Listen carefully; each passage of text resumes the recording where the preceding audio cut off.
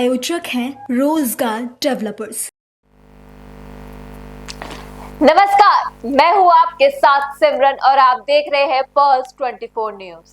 आज हम बात करेंगे वक्त संशोधन की। जी हां, लोकसभा में करीब 12 घंटे की चर्चा के बाद वक्त संशोधन बिल पास हो गया, जिसके बाद से जहां एक तरफ पक्ष के नेताओं में खुशी का माहौल है, तो वहीं विपक्ष के नेताओं में इस बिल को लेकर नाराजगी बनी हुई है। देखिए पूरी रिपोर्ट। लोकसभा में बुधवार को 12 घंटे की चर्चा के बाद वक्त संशोधन बिल पास हो गया। दरअसल लोकसभा में वोटिंग के दौरान 520 सांसदों ने भाग लिया, 288 ने पक्ष में और 232 ने विपक्ष में वोट डाला। अब सरकार को राज्यसभा से आस है। अब ध्यान देने वाली बात यह है कि वक्फ बिल की राह क्या राज्यसभा में लोकसभा जितनी ही आसान होगी, यहाँ नंबर गेम से सब समझ आ जाएगा। टेक योर सीट प्लीज माननीय सदस्य। माननीय सदस्यगण, शुद्धि के अद्यतन मत विभाजन का परिणाम इस प्रकार है। पक्ष में 288, विपक्ष में 232। प्रस्ताव स्वीकृत हुआ और विधेयक यथा संशोधित पारित हुआ।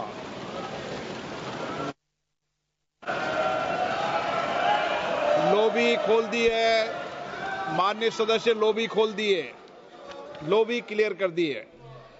लोकसभा में बिल पारित होने के बाद लगातार विपक्ष के नेताओं में आक्रोश बना हुआ है, तो वहीं इसे पास होने के बाद इंडी गठबंधन में नाराजगी देखने को मिल रही है। कांग्रेस सांसद इमरान मसूद ने कहा कि ये हमारे अधिकारों पर हमला है, तो वहीं टीएमसी सांसद सौगत राय ने भी इस बिल का विरोध किया। साथ ही चंद्रशेखर आजाद, गौरव गोगाई, शशि थरूर ने सरकार को घेरने में कोई कसर नहीं छोड़ी।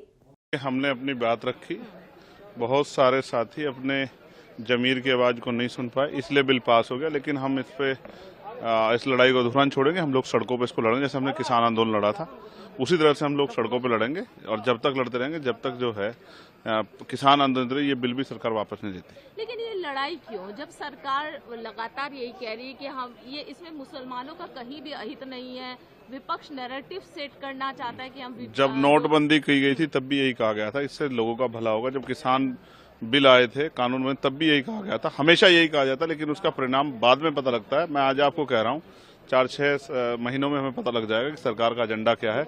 इसलिए क्योंकि ये बिल कॉन्स्टिट्यूशन के अगेंस्ट में है, संविधान विरोधी, इसलिए हम लोग और मुसलमानों के खिलाफ है।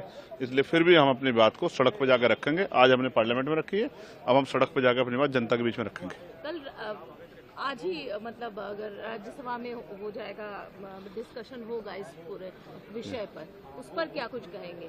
देखिए, राज्यसभा के लिए मैं कुछ नहीं कह सकता, मैं लोकसभा में हूँ। मगर मैं फिर आपसे कह रहा हूँ, ये अब जनता को के बीच में जाकर उनको जागरूक करें किस तरह सरकार उनके हितों पर डाका डालने काम कर रही है। ये इतिहास में लिखा जाएगा। हमारे अधिकारों के ऊपर पूरी तरीके से कुठाराघात है, और हमने बार बार चेताया कि आप जो बात यहाँ बोल रहे हो, आप कह रहे हो कि हमने वक्फ बाय यूजर को खत्म कर दिया, लेकिन वक्फ बाय यूजर के अंदर एक शब्द लगा कर के सिवाय उन संपत्तियों के जिन संपत्तियों के ऊपर सरकारी कब्जा सरकारी ना हो, मतलब कब्जा सरकार का ना हो, या वो विवादास्पद ना हो। और उसके लिए सबसे बड़ा उदाहरण उत्तर प्रदेश है। उत्तर प्रदेश में 14,500 हेक्टेयर में से 11,500 हेक्टेयर लैंड वक्फ की जो थी उसको सरकारी संपत्ति बनाने का काम किया गया, उसको विवादित करने का काम किया गया। तो ये बहुत बड़ा नुकसान मुसलमान को, वक्फ को, दोनों को होने जा रहा है। हम लोग इस लड़ाई को लड़ेंगे, चूंकि हमारे जो अधिकारों का संरक्षण बाबा साहेब भीमराव अंबेडकर के संविधान ने हमें धारा 14 के अंदर, धारा 16 के अंदर, धारा 25 के अंदर और धारा 26 के अंदर दिया, उसके ऊपर पूरी तरीके से बुलडोज किया गया। उसके ऊपर ओवरलैपिंग हुई। हम लोग रास्ता देखेंगे, कोर्ट जाएं, कोर्ट में जाकर के हम लोग लड़ाई लड़ेंगे। लेकिन ये जिस तरह का काम आज हुआ है, ये इतिहास में काले दिन के रूप में दर्ज होगा। इमरान साहब, क्या कांग्रेस कोर्ट जाएगी या आप इंडिविजुअल किसी कैपेसिटी में जाएंगे कोर्ट? नहीं, देखिए, हम लोग अब सब लोग इस बारे में चर्चा, क्योंकि अभी नहीं हुई भी चर्चा करेंगे इसमें। हम लोग सब लोग बात करेंगे और हम लोग जाएंगे। वक्फ अमेंडमेंट बिल आज लोकसभा में पास हो गया, आप लोग विरोध कर रहे थे, फिर भी पास हो गया, इसको लेकर के क्या कहेंगे? फिर तो पास होने वाला ही था। ये तो सरकारी दल का ज्यादा संख्या है, इसलिए वो सरकार बना है। विरोधी दल की ओर से हम लोग जितना बाधा दे सकता उतना बाधा दिया। हमने हर वर्ष पर, हर खंड पर हम विरोध किया, अमेंडमेंट किया, वोटिंग कराया। फिर सरकार और ये बिल के खिलाफ जितना बोल सकते हम बोले। बिल तो पास होने वाला ही था। इसमें आप लोग कैसे बिल तो पास हो गया, हम कभी बोले थे कि हम लोग पास कराएंगे? हमने How do you see the Waqf Amendment bill has been passed? You spoke on Manipur also. Discussion happened on Manipur also. So the Manipur discussion was essentially to approve the proclamation of President's rule, and that happened peacefully. That happened without any fundamental disagreement. There was some criticism expressed. The Home Minister replied, the proclamation has been approved. It's a constitutional requirement that within 2 months of the declaration of President's rule, Parliament has to approve it. So it's been done within 2 months. Then we have to keep renewing it every 6 months. Let us hope that peace and normalcy will be restored sooner than that. On the Waqf bill, it was a much more protracted process. It took a very long time. Went on till almost 2 o'clock in the morning, with many of the amendments being put to a vote. At the end of the day, the government prevailed by a fairly small majority of about 50 votes.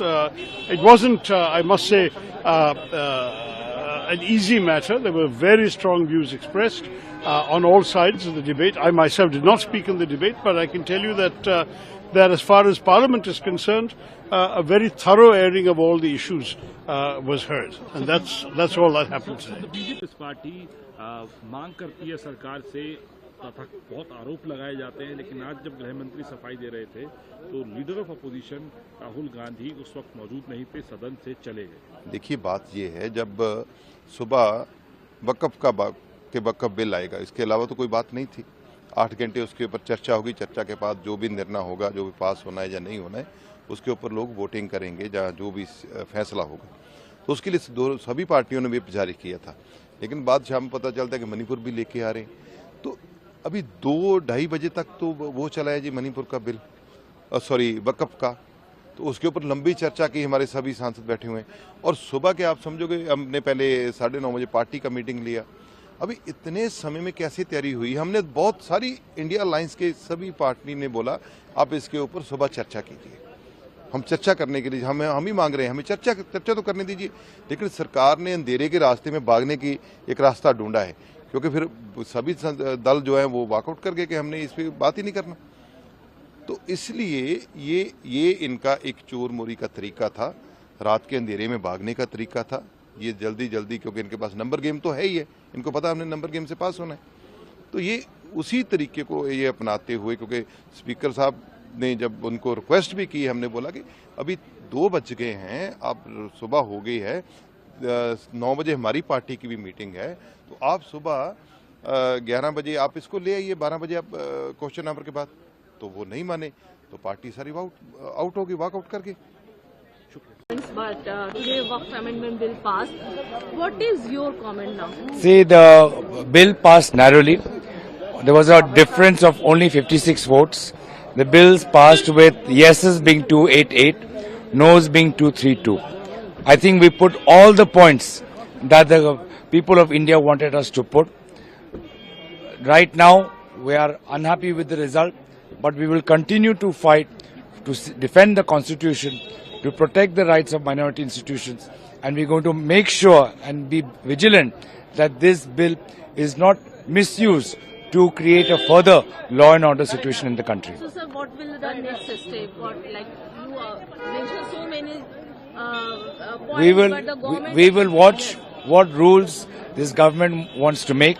I think it's very unfortunate that the way that not as we gave such constructive suggestions, but all our constructive suggestions were turned down. I think this government is not serious. They also showed the lack of knowledge related to Waqf. There are many things they were spreading false propaganda on. But most importantly, we will be vigilant to ensure that this law is not misused to create further law and order situation in the country. एक तरफ जहां विपक्ष लगातार इस bill के विरोध में बयानबाजी कर सरकार पर हमलावर है, तो वहीं पक्ष के नेताओं ने इस बिल को लेकर सरकार का ये सराहनीय कदम बताया है। ये तो जैसे आपने ही कहा, महत्वपूर्ण बिल था और ऐतिहासिक बिल था और एक बहुत बड़ा रिफॉर्म है सबको न्याय देने के लिए। और जो पेंडिंग केसेस है ट्रिब्यूनल में, कोर्ट में, वो सबको एक साथ मुक्ति देके न्याय देने के लिए एक बहुत बड़ा स्टेप, सबके साथ सबके विकास, ये विचार मन में रखते हुए आज प्रधानमंत्री जी के नेतृत्व में आज ये बिल पारित हुआ है। ये ऐतिहासिक दिन है। मैं विशेष रूप से किरण अमेंडमेंट बिल पास हो चुका है, लेकिन विरोध अभी तक जारी है। अभी भी विपक्ष के कुछ लीडर्स बोल के गए कि हम सड़कों पर उतरेंगे, हम बताएंगे कि ये कैसे गैर मुस्लिम। असल में ये गैर मुस्लिम नहीं है। और अगर कोई ध्यान से सुना होगा, सरकार के तरफ से जो उत्तर दिया गया था उसमें काफी कन्विंसिंग है। ये बिल्कुल मुसलमान लोगों के खिलाफ नहीं है, बरं ये जो पुअर मुस्लिम है, जो डेस्टिट्यूट है, उनके मदद करने की ये बिल है। लेकिन सर, हमने देखा कि अज़दुद्दीन ओवैसी ने जिस तरीके से पेपर को वो किया कि मैं वो ठीक नहीं किया। ये पूरा जो है नैरेटिव सेट करते हैं, नहीं, पूरा अनपार्लियामेंट्री है। इस तरह का बिहेवियर शोभनीय नहीं है।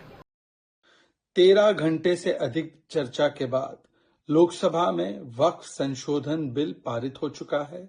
स्पष्ट और प्रचंड बहुमत से एक आगा खानी समाज का नुमाइंदा होने के नाते मैं इसका स्वागत करता हूं। ये जीत है से संविधान की सुरक्षा की। मतलब अब अतिक्रमणकारी मानसिकता नहीं चलेगी।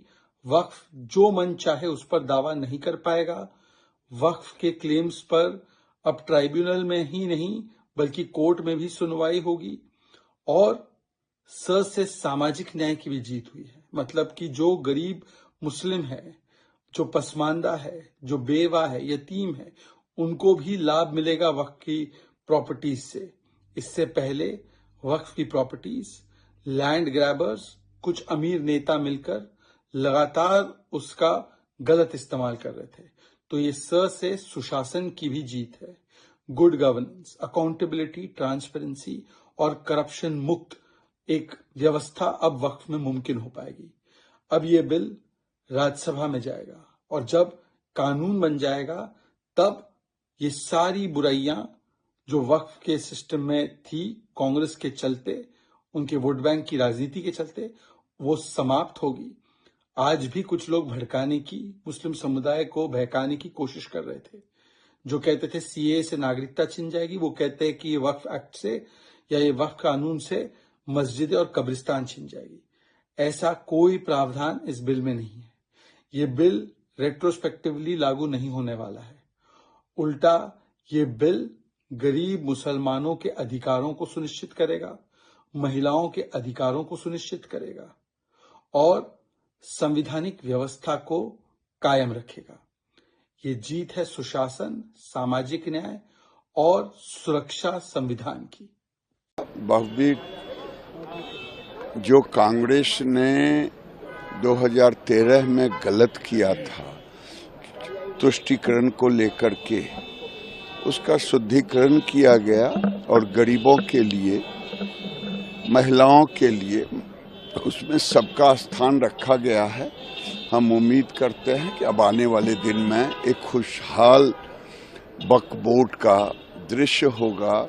इन्हें की जमीन हड़पो नहीं बल्कि गरीबों को जमीन पर हक मिले। दादा, विपक्ष कह रहा है कि बुलडोज किया गया है संख्या के बल पे। ये नहीं, उनका तो कहने का काम है। किसी को बुलडोज नहीं किया गया। कांग्रेस ने जो 2013 में किया था उसी के कारण हुआ। और आपने सुना होगा 95 के पहले तो वक्फ बोर्ड था भी नहीं, ट्रस्ट था। पता कर रहे हैं और इस बिल को लेके आप लोग भाई देखिए, कोई समझौता नहीं कर रहा, और ये बात ना विपक्ष को भी अब समझने की जरूरत है कि अगर किसी की बेहतरी के लिए अगर कुछ किया जा रहा है, संशोधन किए जा रहे हैं, तो उसको भी ईमानदार तरीके से विपक्ष सुधारे ना। अगर पारदर्शिता किसी सिस्टम में लाने का प्रयास किया जा रहा है तो उससे ऐतराज किस बात का है? अगर एक ऐसा संशोधन लाया जा रहा है जो उस वर्ग के गरीब लोग हैं उनको मुख्य धारा के साथ जोड़ता है, तो इसमें तकलीफ क्या है? दिक्कत यह है कि जस्ट बिकॉज एनडीए लेके आ रहा है, प्रधानमंत्री नरेंद्र मोदी लेके आ रहे हैं, तो ये गलत ही है। और हर बार सिर्फ इसका विरोध इसलिए करो क्योंकि एनडीए की सरकार लेकर आ रही है। और विरोध करने का तरीका आप तथ्यों पे कीजिए ना।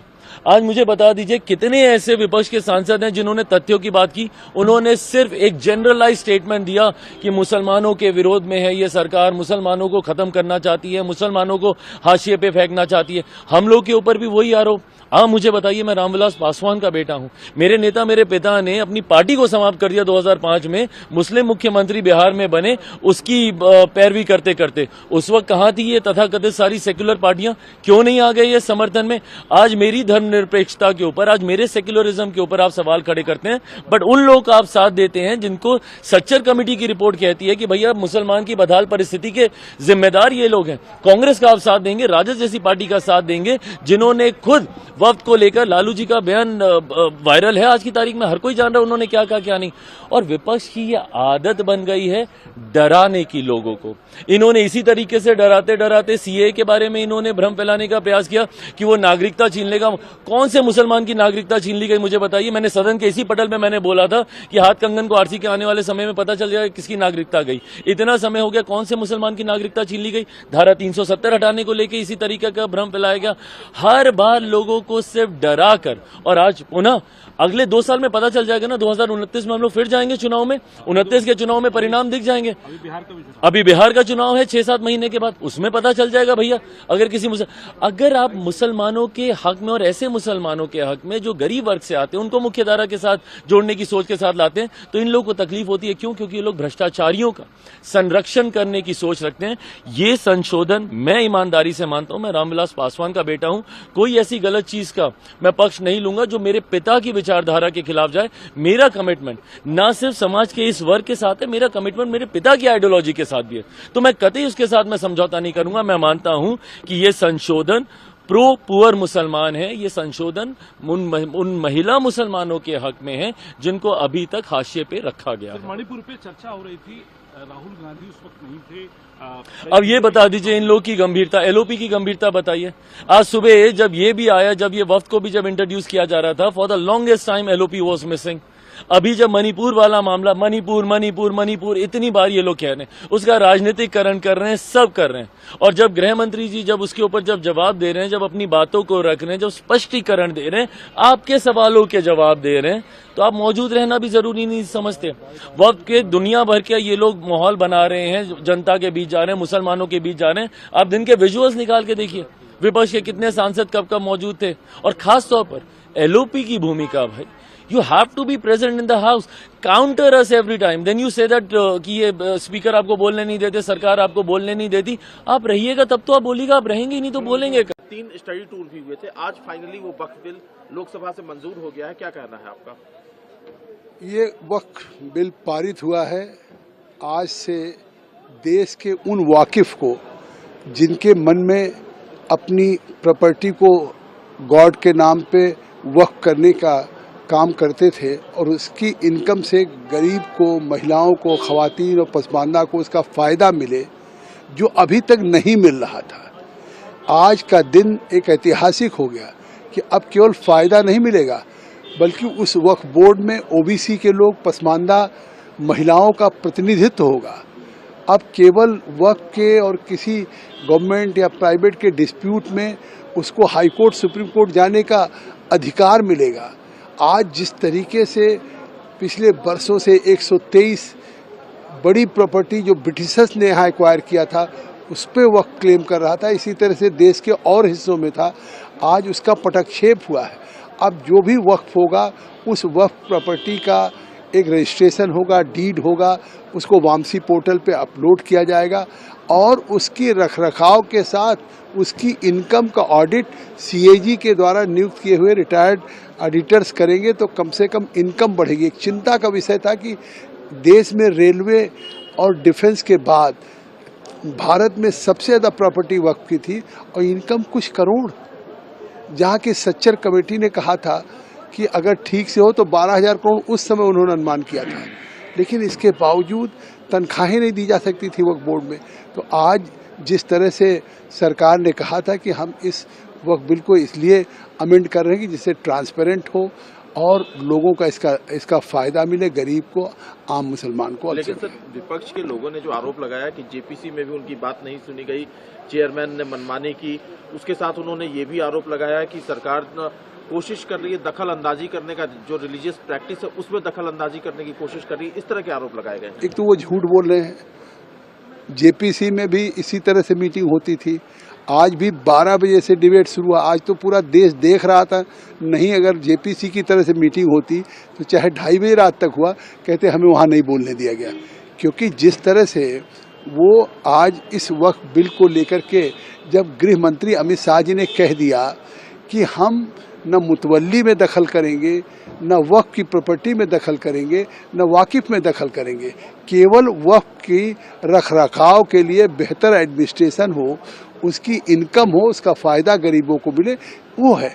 इस स्पष्टीकरण के बाद भारत के गृह मंत्री अमित शाह जी के कहने के बाद भी वही राग अलाप रहे थे कि हम पे बुलडोज किया जा रहा है या ये है। जब कह दिया उन्होंने, कितने हमने फैसले सुनाए कि सुप्रीम कोर्ट, हाई कोर्ट में समय समय पे ये तय हुआ है कि कोई भी वक्फ बोर्ड ये रिलीजियस बॉडी नहीं है, स्टैच्यूटरी बॉडी है।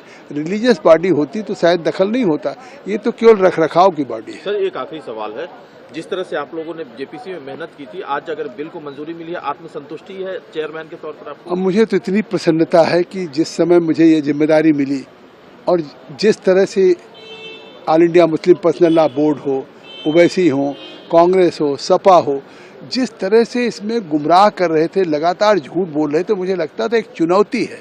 जिस तरह से जेपीसी की बैठकों में बोतल फेंका जा रहा था, झगड़ा करने की स्थिति, मैंने कितना पेशेंटली और कूल ढंग से मैं उसको बर्दाश्त करते हुए मैंने 38 बैठकें किया, 113 घंटे किया, देश के हिस्सों में गया, देश के स्टडी टूर का बहिष्कार किया, मैंने उसको बाइंड अप करके कि सब साथ रहे। मैंने फिर से उसको टूर को हमने समाप्त करके दोबारा सबको लेके गए।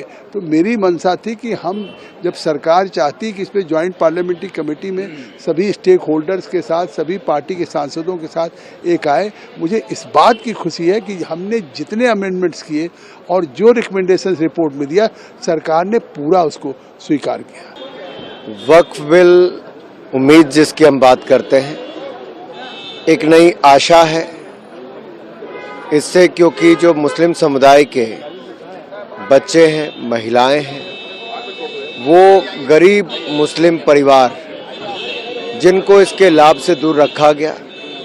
पिछले 75 वर्षों में 60 वर्ष कांग्रेस की सरकार रही और 1995 के बाद 2013 में जब इसमें संशोधन किए गए तो इतनी ताकतें दे दी गई कि मात्र 200 लोगों के हाथ में 2 लाख करोड़ रुपए से ज्यादा की संपत्ति, 9 लाख एकड़ से ज्यादा जमीन, और यही नहीं, जिस जमीन से लगभग 12,000 करोड़ रुपए साल की कम से कम आमदन हो सकती थी सच्चर कमेटी की रिपोर्ट के अनुसार, यानी कि पिछले 20 सालों में 2.5 लाख करोड़ रुपए से ज्यादा अब तक कमाई हो गई होती, गरीब मुसलमान भाई और बहनों की भलाई हो गई होती।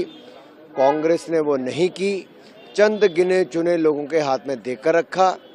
और इसमें जिस तरह का भ्रष्टाचार एक के बाद दूसरा राज्य में हुआ, चाहे वो बंगाल की बात करें, महाराष्ट्र की बात करें, कर्नाटक की बात करें, केरल की बात करें, यूपी की बात करें, जहां जहां विपक्ष की सरकारें रही, इनके नेताओं के नाम, उनके संरक्षण, ऐसा करके अन्य लोगों को उसमें लाभ मिले। इसमें स्पष्ट दिखता है कि वक्फ के बिल में बदलाव इसलिए नहीं चाहते थे कि कईयों की दुकान भ्रष्टाचार की चलती थी। भारतीय जनता पार्टी पारदर्शिता और जवाबदेही लाना चाहती थी, जिससे भ्रष्टाचार बंद होता तो कांग्रेस और इनके सहयोगियों की दुकान बंद होती। एक तरफ जहां कांग्रेस इस बिल के विरोध में अपना गुस्सा दिखा रही है, तो वहीं सपा के नेताओं ने भी सरकार पर जमकर निशाना साधा। समाजवादी पार्टी के सांसद जिया-उर रहमान बर्क ने कहा कि हमने इस बिल का विरोध किया। आने वाले समय में लोग इस इतिहास और बिल को पारित करने के तरीके को माफ नहीं करेंगे। वहीं सपा सांसद मुहिबुल्लाह नदवी ने कहा कि इस देश में मुसलमानों के लिए इससे ज्यादा बुरा कानून पहले पारित नहीं हुआ। साथ ही अवधेश प्रसाद ने कहा कि हमने लगातार इस विधेयक का विरोध किया और कहते रहे कि सरकार की मंशा ठीक नहीं है।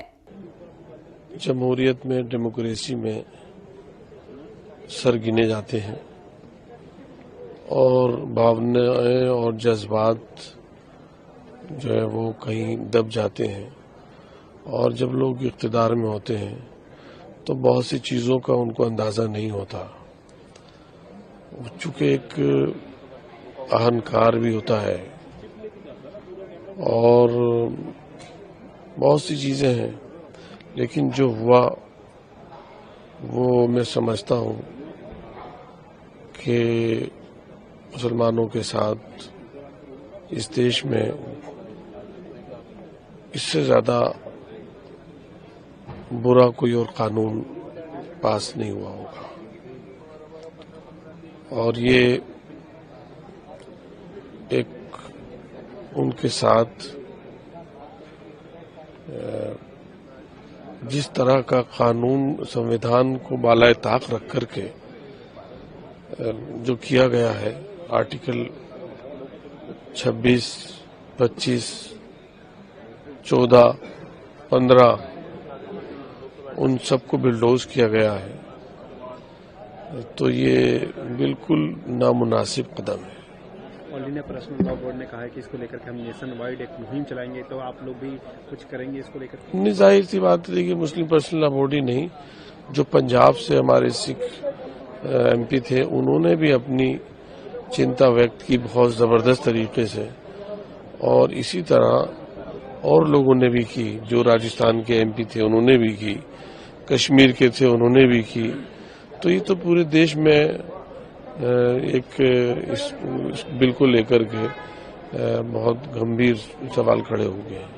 देखिए, ये संख्या बल के आधार पर ये बिल पास हुआ है, जबकि हम लोगों ने लगातार इस बिल का विरोध करते रहे और इस बात को कहते रहे कि सरकार की नीति, सरकार की नियत, सरकार का इरादा अच्छा नहीं है और वक्फ बोर्ड की प्रॉपर्टी को ये हथियाना चाहते हैं। इस प्रॉपर्टी के द्वारा इस देश की करोड़ों करोड़ों बच्चों की पढ़ाई होती है, उनको कपड़े मिलते हैं, दवाई मिलती है, खाना मिलता है। ये स्कूल चलते हैं जिन्हें मदरसा कहते हैं, इन मदरसों को भी बैग मिलता है, आर्थिक सहायता। तो सरकार का इरादा ठीक नहीं है। ये बिल पूरी तरह से संविधान के खिलाफ है। संविधान में जो प्रीम्बिल है, प्रीम्बिल के आत्मा के बिल्कुल खिलाफ है, और ये भारतीय जनता पार्टी इस देश में बिखराव, आपसदारी खंडित करना चाहती है और अनेकता में एकता का जो सूत्र है उसको कमजोर करना चाहती है। अड़ी हुई थी इस बिल को पास कराने के लिए, और हमें अफसोस है हम लोगों ने पूरी तरह से विरोध और प्रदर्शन किया और पूरी ताकत के साथ में हमने, हमारी पार्टी ने, हमारे नेता माननीय अखिलेश यादव जी ने, लेकिन सरकार ने ये बिल पास करा लिया।